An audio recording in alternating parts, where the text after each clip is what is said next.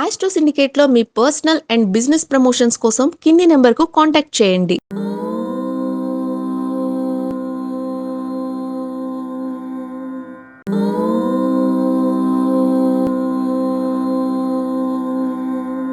ఓం శ్రీ గురుభ్యో నమః. హరి ఓం. ఆదిత్యాయ చ సోమాయ మంగళాయ బుధాయ చ గురుశుక్రశనిభ్యశ్చ రాహవే కేతవే నమః. అందరికీ నమస్కారం. రైతు సోదరులకి ఉపయోగపడేటువంటి విషయాలు అంటే పంచాంగంలో గ్రహ నాయక నిర్ణయము, మేఘాధిపత్యము, అలాగే అర్ఘాధిపతి, ఇవన్నీ కూడా మన సంవత్సర ఫలితాలు చూసుకుంటున్నాం. సంవత్సర ఫలితాల్లో అనేక మంది రైతు సోదరులు నన్ను ఆదరించి అద్భుతమైనటువంటి వారి యొక్క విషయాల్ని నాకు చెప్తూ, నాకు కాల్ చేస్తూ విత్తనాలు నాటుకోవడానికి అవన్నిటి కూడా వారు ముందుకు వస్తున్నారు. మరి అటువంటిది ప్రతి మాసం కూడా రైతులకు ఏదైనా నా వంతు ఒక చిన్న ఒక వార్తని, ఇన్ఫర్మేషన్ని ఇవ్వడానికి ప్రయత్నం చేస్తున్నాను నేను. కాబట్టి రైతు సోదరులందరికీ కూడా ఒక విజ్ఞప్తి, దయచేసి మన ఛానల్ని సబ్స్క్రైబ్ చేసుకొని లైక్ చేసి 10 మందికి షేర్ చేయండి. అనేక మంది రైతులకు ఉపయోగపడేటువంటి విషయాలు నేను చెప్పేవి.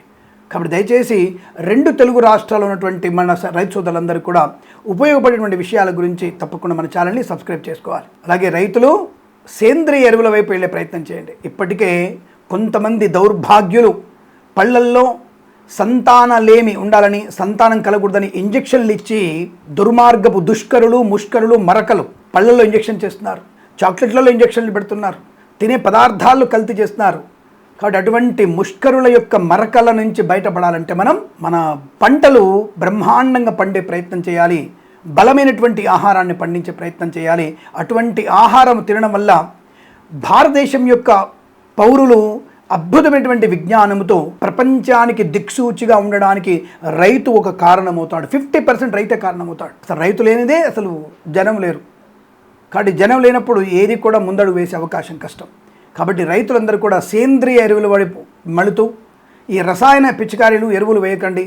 ఈ ద్రాక్ష పళ్ళ మీద, ఆపిల్ పళ్ళ మీద, అన్నిటి కూరగాయల మీద, ఆకుకూరల మీద మనం వేసే విష రసాయనాలు సంతాన నష్టానికి కారణమవుతోంది. కాబట్టి రైతులు ఈ విషయాన్ని గమనించి బలవర్ధకమైనటువంటి ఆహారాన్ని పండిస్తారని కోరుకుంటూ, ఈ ఏప్రిల్ మాసంలో మనకి ఏప్రిల్ మాసంలో అంటే ఈ యొక్క చైత్ర వైశాఖాల మధ్యలో ఉన్నటువంటి ఈ యొక్క కాలంలో ఏ పంటలు బాగా పండే అవకాశం? ఎందుకంటే సూర్యుడి యొక్క ఉష్ణతాపం పెరుగుతుంది, కుజుడి యొక్క ప్రభావము చేత ఇవన్నీ కూడా మనం ఏ పంటలు వేస్తే బాగుంటుంది అన్నటువంటి ముఖ్యమైన విషయాల్ని మీకు చెప్పే ప్రయత్నం చేస్తున్నాను. కాబట్టి దీని అందరూ కూడా దయచేసి, అందులోనూ ఇప్పుడు రవి భగవానుడు ఉచ్చస్థితిలో మేషంలోకి వస్తున్నాడు. అద్భుతమైనటువంటి ఈ రవి యొక్క ప్రభావం మనకి ఏ పంటల మీద ఉండబోతుంది, ఏ పంటలు బాగా పండుతాయి, ఏ పూలు బాగా పండుతాయి అనే విషయాన్ని మీకు స్పష్టంగా చెప్పే ప్రయత్నం చేస్తున్నాను. నన్ను నమ్మండి. నేను చెప్పినటువంటి పంటలు బ్రహ్మాండంగా పండుతాయి, ఇందులో సందేహము లేదు. ఈ విషయాన్ని గమనించుకొని నేను చెప్పిన పంటలు వేసి అద్భుతమైనటువంటి ఈ యొక్క పంటల ఉత్పత్తి బాగా పెరిగి ఆర్థికంగా మీరు ప్రభుత్వానికి బిచ్చమేసే స్థాయిలో ఉండాలి. ప్రభుత్వానికి మీరు బిచ్చమేయాలి. ఏ విధంగా? ఫిక్స్డ్ డిపాజిట్ రూపంలో ఒక్కొక్క రైతు సంవత్సరానికి కనీసం ఒక 3 లక్షల రూపాయలు ఎఫ్డీగా వేయాలి. ఫిక్స్డ్ డిపాజిట్ వేసే స్థాయికి వచ్చేస్తే ప్రభుత్వం వారు మోకాళ్ళ మీద కూర్చొని, ప్రధానమంత్రి కానీ ముఖ్యమంత్రి కానీ మోకాళ్ళ మీద కూర్చొని మనకు వంగి నమస్కరిస్తాడు రైతులకి. అటువంటి స్థాయి ఉండాలని మనస్ఫూర్తిగా కోరుకుంటున్నాను. ప్రతి రైతు, ఇక్కడ కుల మతాలు ఏం లేవు, ప్రతి రైతు బాగా ఉండాలి. జననాశనానికి, సనాతన ధర్మానికి నాశనం చేసేటువంటి వెధవలు, ముష్కరులు, దుష్కరులు ఉంటారో వాళ్ళు నాశనం అవ్వాలని కోరుకుంటాను నేను. సరే, ప్రస్తుతాంశంలో మనకి ఈ ఏప్రిల్ మాసంలో ఏ పంటలు బాగా పండుతాయి అనే విషయాన్ని చెప్పబోతున్నాను. అందరూ కూడా జాగ్రత్తగా విని 10 మందికి విషయాన్ని తెలియజేయండి. తెలుగు రాష్ట్రాల్లో ఏప్రిల్ నెలలో అంటే చైత్ర వైశాఖాలు 2 మిక్స్ అయి ఉంటాయి కదా. ఈ వాతావరణాన్ని, గ్రహగతుల వాతావరణం బట్టి జ్యోతిష్య అంశాల దృక్పథాన్ని తీసుకొని నేను సూర్యుడు మేషరాశికి రావడం, అలాగే ఇక్కడ సూర్యుడు ఉచ్చస్థితిలో ఉంటాడు. నాకు చెప్పుకున్నాను, సూర్యుడు ఉచ్చస్థితిలో ఉంటాడు. ఈ సమయంలో ఉష్ణోగ్రతలు బాగా ఉండడం వల్ల కొన్ని పంటలు బాగా పండుతాయి. ఇది బాగా గమనించుకోండి. ఈ సూర్య భగవాను యొక్క తీక్షణ వల్ల నీటి శాతం ఎక్కువగా ఉండేటువంటి జాతి మొక్కలకు బలం చేకూరుతుంది. ఏ పంటలు పండుతాయి స్వామి చెప్పండి అని అడిగితే, తీగ జాతి అయినటువంటి సోరకాయ అంటే ఆనపకాయ, తెలంగాణలో ఆనపకాయ అంటారు. సోరకాయ, ఆనపకాయ, బీరకాయ, కాకరకాయ మరియు పొట్లకాయ, ఈ పంటలు కూరగాయలలో ఇవి అద్భుతంగా పండుతాయి. అద్భుతమైనటువంటి పంటలు ఇవి. పల్లీలు, శనగలు కూడా బాగా పండుతాయి. ఇంకా కూరగాయల్లో ఇంకొక రకం బెండకాయ, గోరు చిక్కుడు కాయలు బ్రహ్మాండంగా పండే అవకాశం ఉంటుంది. కాబట్టి ఇవి అద్భుతమైనటువంటి పంట లాభాన్ని ఉత్పత్తి బాగా పెరుగుతుంది. ఇవి పండించే ప్రయత్నం చేయండి. అలాగే ఆకుకూరల్లో ఈసారి మనకి తోటకూర, గోంగూర ఈ కాలంలో బాగా పండేటువంటి పంట, ఆరోగ్యప్రదాయని. తోటకూర, ఆకుకూరలు ఎవరైతే పండిస్తున్నారో వారికి అద్భుతమైనటువంటి ప్రయోజనాన్ని పొందుకునే అవకాశాలు ఖచ్చితంగా ఉంటాయి. పళ్ళ విషయానికి వస్తే, ఏ పళ్ళు బాగా పండుతాయనే విషయానికి వస్తే మనకి ఈ కుజుడి యొక్క ప్రభావం కూడా ఈ మాసంలో బాగా ఉంటుంది. కుజ సంచారం బాగా ఉండడం, సూర్యుడి యొక్క ప్రభావం ఉండడం వల్ల ఈ ఎరుపు రంగు అంటే స్ట్రాబెర్రీ, యాపిల్స్, అలాగే మనకి పులిచింతకాయలు దొరుకుతాయి. మనకి పులిచింతకాయలని ఎర్రగా ఉంటాయి పులిచింతకాయలు, అవి బాగా పండియడం. అసలు చాలా మంచిది పులిచింతకాయలు. అసలు ఎవరు తినడం లేదు ఈ మధ్య, తెలియదు ఎవరికి పులిచింతకాయలు అంటే. అద్భుతమైనటువంటి ఆరోగ్యప్రదాయమైనటువంటి పులిచింతకాయలు, అవి బాగా పండించండి. తర్వాత మనకి పసుపు రంగు పళ్ళు అందరికి తెలిసిందేగా. ఒకటి పసుపు రంగు నారింజ పళ్ళు, రెండవది అందరికీ ఇష్టమైనటువంటిది మామిడి పండు. ఇవి బాగా పండుతాయి. తప్పకుండా వీటిని మనం పంట పండించే ప్రయత్నాన్ని చేయండి, అనుకూలంగా ఉంటాయి. ఈ యొక్క ఉష్ణకాలంలో బాగా ఆరోగ్యప్రదమైనటువంటిది కర్బూజకాయలు, పుచ్చకాయలు. ఇవి తొందరగా పంట చేతికి వచ్చేస్తాయి.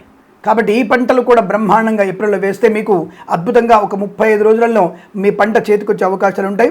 తప్పకుండా ఇవి మీకు నేలలో నీటి సాగు మరియు దిగుబడి అద్భుతంగా ఉంటుంది. దానివల్ల మంచి ప్రయోజనం ఉంటుంది. వ్యాపార రంగంలో ఉన్నటువంటి పంటలు కూడా కొన్ని ఉన్నాయి.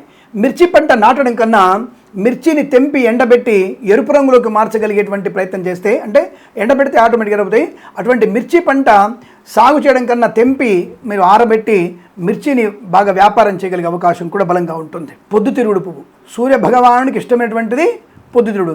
ఈ మాసంలో వచ్చేటువంటి పొద్దుతిరుగుడు గింజలు నూనె సాంద్రత ఎక్కువగా ఉంటుంది. కాబట్టి పొద్దుతిరుగుడు పంటలు కూడా ఈ నెలలో వేస్తే మీకు అద్భుతమైనటువంటి ఉత్పత్తి బాగా పెరుగుతుంది, దిగుబడి బాగా ఉంటుంది, మంచి ధర పలికే అవకాశాలు కూడా బలంగా ఉంటాయి.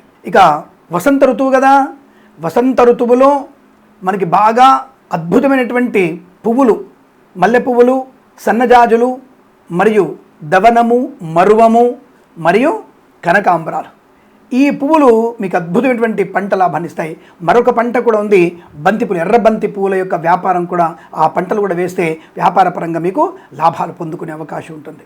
కాబట్టి రైతు సోదరులు ఈ ఏప్రిల్ మాసంలో ఈ రకమైనటువంటి పువ్వులు, పళ్ళు, కూరగాయలు కనుక వేసినట్టయితే, అలాగే పల్లీలు, శనగలు కూడా వేసినట్టయితే అద్భుతమైనటువంటి పంట లాభాన్ని పొందుకొని దిగుబడి బాగా పెరిగి ఆర్థికంగా పరిపూర్ణటువంటి శుభయోగాన్ని పొందుకుంటారనే విషయాన్ని తెలియజేసుకుంటూ, తప్పకుండా రైతు సోదరులు ఈ పంటలు వేయండి, అధిక లాభాలు పొందండి అని కోరుకుంటూ, 2 రాష్ట్రాల రైతు సోదరులకి మరొకసారి అఖండ ఐశ్వర్యం కలగాలని కోరుకుంటూ, సర్వే జన సుఖినో భవంతు. ప్రేమతో మీ కిరణ్ శర్మ.